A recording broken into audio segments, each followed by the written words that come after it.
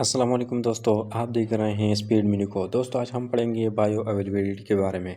Bio availability क्या है? Amount of drug reach to systemic circulation is known as bio availability.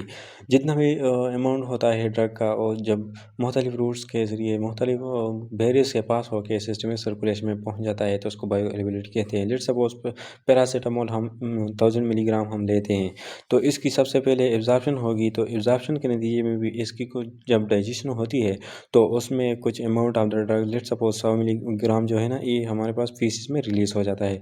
तो बाकी 900 milligram जो है वो एब्जॉर्ब हो जाता है पोर्टल सर्कुलेशन में, और जब ये लीवर में पहुंच जाता है तो सर्टन टाइप्स ऑफ एंजाइम इस पर एक्ट करते हैं इन द लीवर, और इसकी जो है ना थोड़ी बहुत मेटाबॉलिज्म कर देते हैं। लेट सपोज 200 मिलीग्राम जो ड्रग है, 900 मिलीग्राम में से 200 मिलीग्राम की यहाँ पे मेटाबॉलिज्म हो गई है, और ये जब मेटाबोलाइट्स होते हैं फिर लीवर से थ्रू बाइल इसकी एक्सक्रीशन हो जाती है।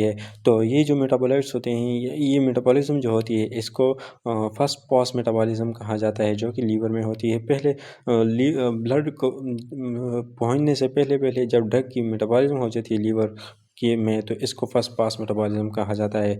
तो 200 मिलीग्राम जब इसकी मेटाबॉलिज्म हो जाती है तो रिमेनिंग 900 मिलीग्राम जो है ना, 900 मिलीग्राम में से 700 मिलीग्राम और सिस्टमिक सर्कुलेशन में पहुंच जाता है। तो ये चीज़ जब ये सिस्टमिक सर्कुलेशन में इसकी एक्सेस हो जाती है तो इसको बायो अवेलेबिलिटी कहते हैं।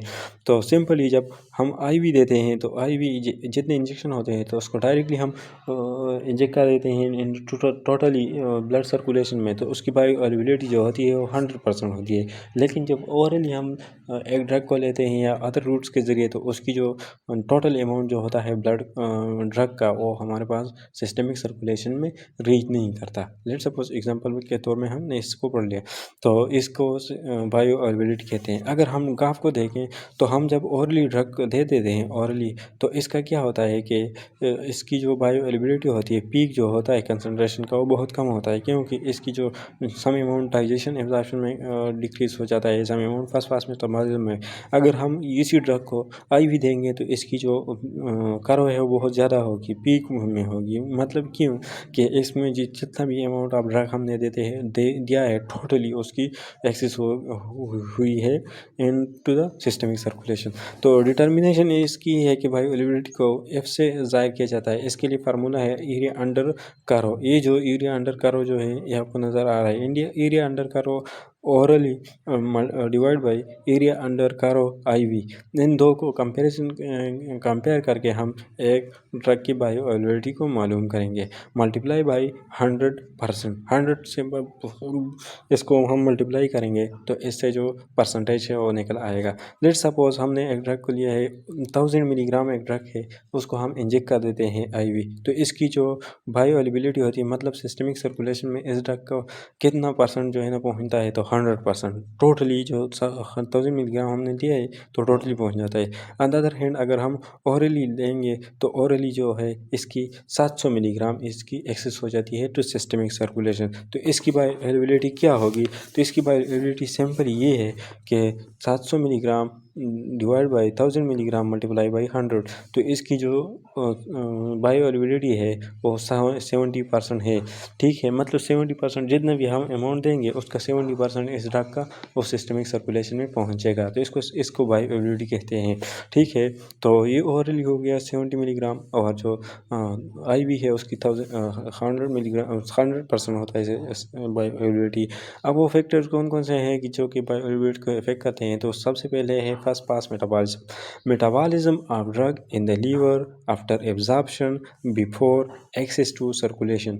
जब ड्रग की मेटाबॉलिज्म हो जाती है in the liver after absorption, जब एब्जॉर्प्शन हो जाती है तो ब्लड लीवर में आ जाता है ड्रग, और उसकी जो सिस्टमिक सर्कुलेशन से जाने से पहले पहले जब इसकी मेटाबॉलिज्म हो जाती है इन द लीवर, इसको फर्स्ट पास मेटाबॉलिज्म कहा जाता है। और याद रखें कि फर्स्ट पास मेटाबॉलिज्म सिर्फ ओनली अकर होता है इन द लीवर। दूसरा जो फैक्टर है वो है solubility of drug.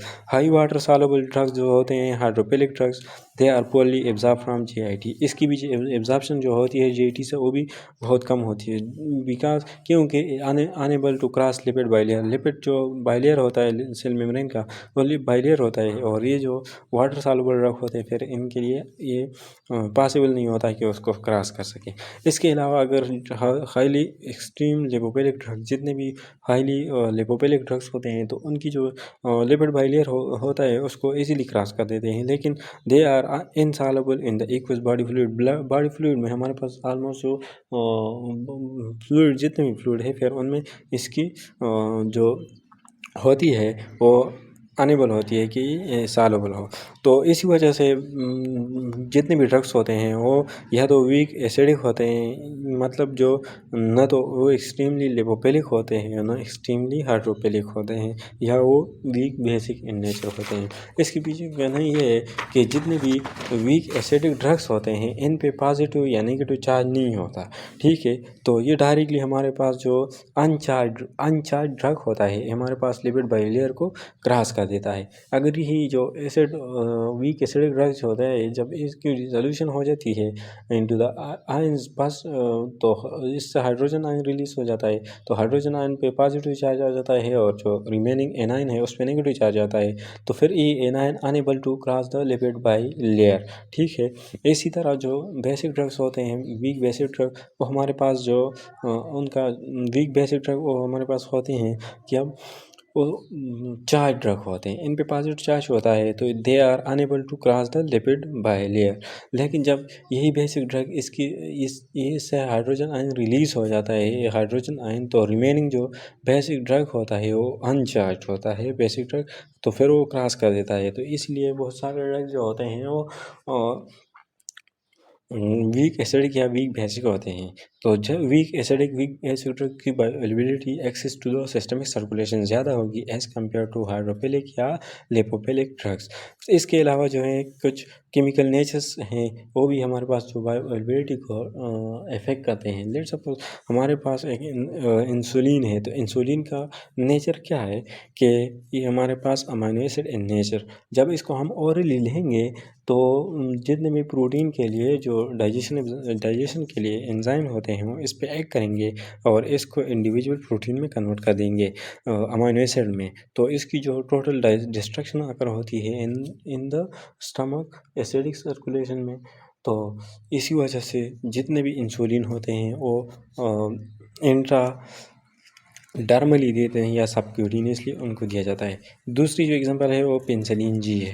Penicillin G ये है कि भी हमारे पास जो स्टमक का हार्श कंडीशन होता है उसमें अनस्टेबल होती है, इसकी वजह से इसकी भी एब्जॉर्प्शन नहीं होती। इसके अलावा जो चंद अदर फैक्टर्स ये हैं कि जो साइज़ ऑफ द ड्रग होती है या इलाज है या स्मॉल साइज़ है तो वो भी हमारे पास इफेक्ट करती है। लार्ज साइज़ जितने ड्रग्स होते हैं वो एंडोसाइटोसिस एक्सोसाइटोसिस के ज़रिए उसकी एब्जॉर्प्शन हो जाती है, वाले जो स्मॉल साइज़ होते हैं उसे सेल मेम्ब्रेन से क्रॉस कर देते हैं। इसके तो ये था हमारे पास बायोअवेलेबिलिटी। मिलते हैं नेक्स्ट वीडियो में, तब तक के लिए अपना ख्याल रखिएगा। अल्लाह हाफिज़।